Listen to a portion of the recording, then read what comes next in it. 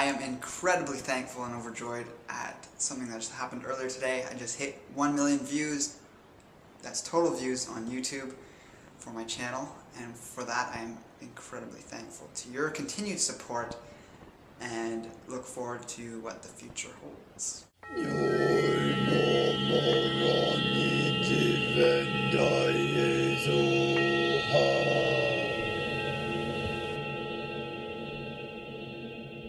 Hello Keeper Longevity Lifestyle Designers, this is Zach, your secrets of longevity.com. In the Paleo community, otherwise in other cases called the primal lifestyle community, or even in some cases it's recognized as a low carb way of eating. Within this whole community there's a lot of different variations as to what is ideal and also what constitutes something that's sustainable long term. There's a lot of people, more so than ever, that are attacking the Paleo community for the limitations that they experienced on it and that they perceive others experiencing on it. And a lot of people are, in my opinion, throwing the baby out with the bathwater, not looking at things a little more in-depthly, and basically taking the whole premise that if we look at our ancestors, we can determine what's ideal for ourselves in terms of lifestyle and diet, with the emphasis on diet. The big thing I see as a hurdle is a lot of the misconceptions about what our ancestors did, and this is going from past hunter-gatherers, going back just simply barely 10,000 years ago and a little further back from that, then going even further back into even pre-Paleolithic times. And if we were to take that whole span and look at the amount of variety that's there, and even modern hunter-gatherers that were around up until very recently, even 1,000, couple hundred years ago, we see elements in their diets that are either ignored or just said to not be part of the paleo diet. And these could be some of the key elements that might be lacking for people, which causes them to completely abandon their plan or their lifestyle. I'm trying to refrain from the word diet, but it's the word a lot of people use to describe the way you eat, and that has possibly resulted in them going to another type of extreme diet that might really emphasize sugar or junk food, or eating large amounts of other things that would be against that sort of plan. So anytime I see anyone going to extremes, like, you know, they were on a sad diet, standard American diet, and then they then jump to fruitarianism, and then they're jumping to raw primal diet, all raw animal foods, and they're jumping to this and that and the other thing. There's something deeper down that's going on for these people, in my opinion. That's not the focus of this video, but basically what I felt with my own evolution of the way I've eaten is I've really taken small steps the whole way through.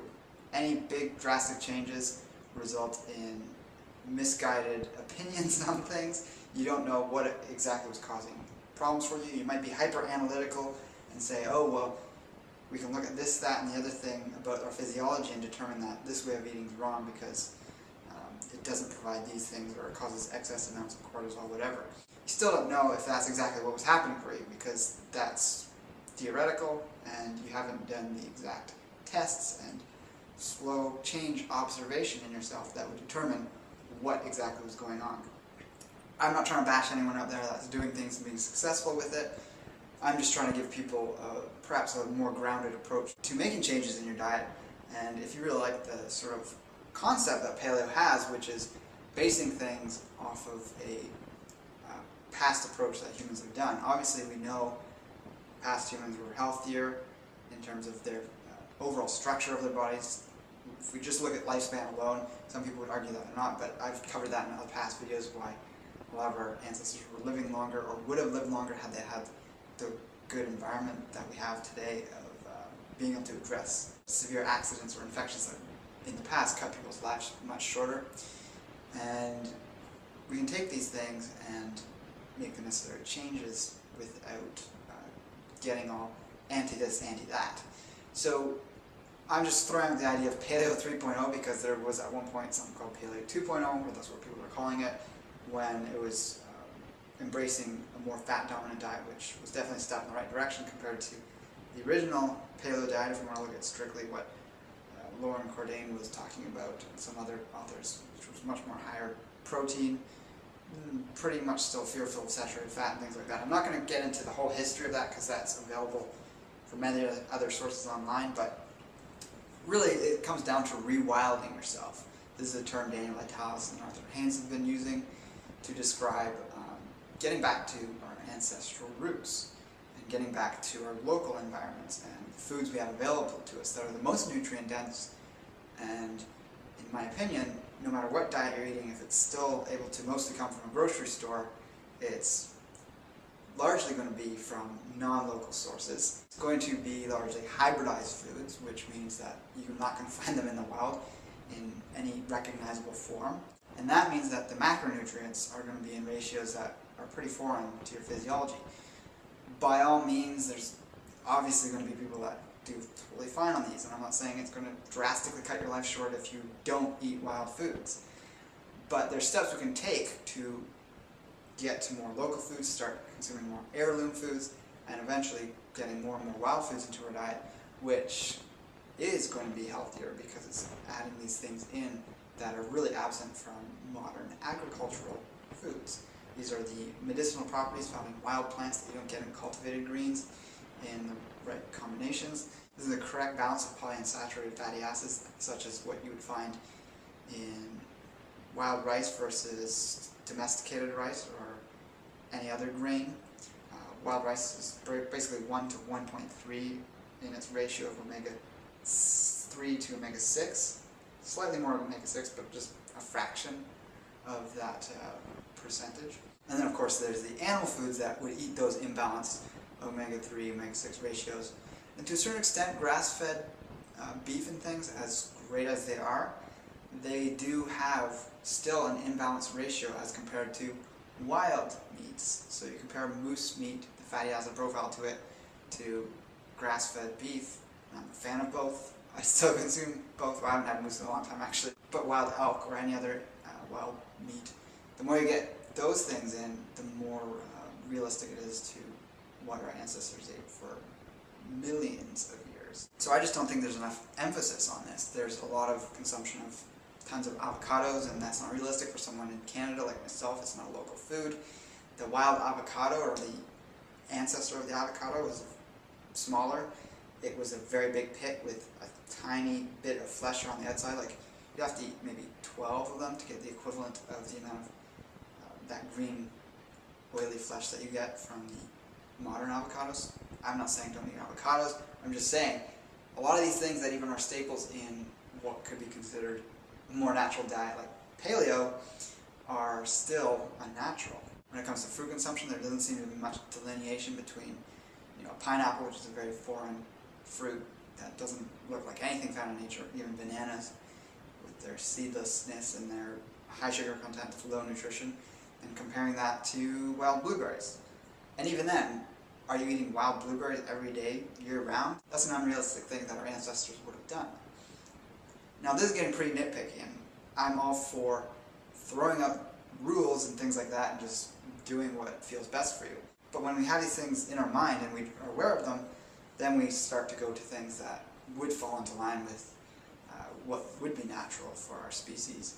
And we don't need to have the fear around it because it's just what we have a desire to do, and it's what we feel best on. An example of what Paleo 2.0 brought to the table from Paleo 1.0 was the idea of raw dairy being fine for some people. And as you can see from this picture here, there are certain cultural groups, in this case the Swiss, as you see the evolution, it's a guy sitting and milking a cow. Swiss and many other cultures, more specifically in northern, eastern parts of the world, specifically Europe, but also parts of Africa, also looking over into India and certain places in the Middle East, they had milk consumption, and they've actually had physiological changes that adapted them to consuming it. So at that point, since we've changed quite rapidly, and by the way, if you study evolution or the way plants and animals change over time, basically evolution speeds up when there's a stressor. So that's why dog breeders can take an old form of dog or even a wolf, and within generations, a short period of time, several hundred years, get animals that look drastically different from the wolf, but are of a very different look and quality to that animal. It's all changed by changing the environment of that animal. So that's a big thing Daniel Vitalis is talking about with the environment, your diet, and how that changes people. But when we consider the foods we've eaten, how that has changed us, and then we're trying to say, oh, let's eat what our ancestors ate a very long time ago, we can base it off that, but we don't have to be so strict about it that it's cutting ourselves off from foods that are very whole and nutritious, and that some people do great on, which is things like dairy, raw dairy specifically. And then you can also make the argument that there's also a lot of cultures that have adapted to grains. There's a lot of grains that ancient cultures consumed, and we're even talking about native cultures and indigenous cultures. Wild rice in northern and eastern Canada and the US. Obviously not northern Canada, but Ontario and areas where wild rice grows. You look at certain areas of Africa, the indigenous there consumed wild grains from rice that they collected. Not massive quantities of them. We're not talking about the majority of their diet as this staple, but it was there. So the complete avoidance and labeling of all grains as bad is also a bit of a shortcoming of Paleo 2.0 in my opinion. But it really does come down to what works for you, where are you at in your health, what are you needing to do. Are you trying to lose weight? Are you trying to be more athletic? Are you trying to just maintain general health? Are you recovering certain organs that are not functioning at their most optimal, or glands? That's going to determine macronutrient and micronutrient ratios in the foods that you want to be consuming to affect the changes you want to see and improvements you want to see in your health. So what all this boils down to is improving the maximum potential that your genetics can express. Obviously, when we hear studies on things like the ancestors from our past being able to basically jog at the speed of the world's top sprinters today, and that was shown through footprints that were left behind and fossilized in this one article I read. Don't think I have that link anymore. I might have linked to it in a past video, but that's just one example of the amazing athleticism that our ancestors had that has really diminished down to nothing today. There's definitely people today who are better physical specimens of our past in terms of athletic abilities, but we also have a lot of abilities that have come out of our time here on the planet and evolution and this speeding up of evolution due to the stressors of modern times. But whatever potential any one person has in their genetics, latently, sort of hidden away there, can be brought out over several years of following a better lifestyle and getting more into wild foods, local foods for sure, less hybridized foods, looking at heirloom varieties of foods. And that's essentially what I'm getting at here. One thing I wanted to talk about earlier in the video is pretty much every tribal culture has consumed some form of salt, whether it's wood ash of specialized plants that they burned down, which was high in sodium, or if it was salt taken obviously from the sea or the ocean.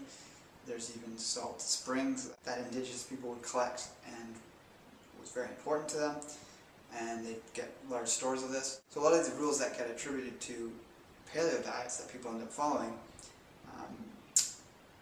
realistically, when we look at a lot of real-world examples of indigenous people, do fall short in terms of what they actually did. So that's just some food for thought, and I want to know what you thought about this video in the comments below. Check out the links below for any links that you want to support me through.